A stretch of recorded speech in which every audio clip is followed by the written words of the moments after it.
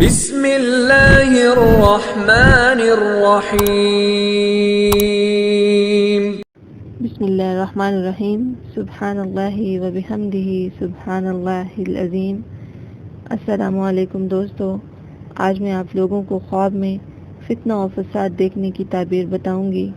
یعنی آپ لوگوں نے اگر کبھی اپنے خواب میں دیکھا کہ کوئی فتنہ و فساد، آزمائش آپ لوگوں نے خواب میں دیکھی ہے تو واللہ عالم اس کی تعبیر اہل علم نے یوں بیان کی ہے کہ آزمائش سے مراد فتنہ و فساد ہے، یعنی لڑائی جھگڑا یا ایسا کوئی بھی مسئلہ۔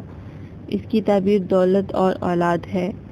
یعنی اگر آپ لوگ دیکھتے ہیں خواب میں کیا کسی کا جھگڑا ہو رہا ہے یا آپ کا جھگڑا کسی سے ہو رہا ہے تو اس سے مراد دولت ہے اور اس سے مراد اولاد بھی ہے، یعنی آپ دولت اور اولاد سے نوازے جائیں گے۔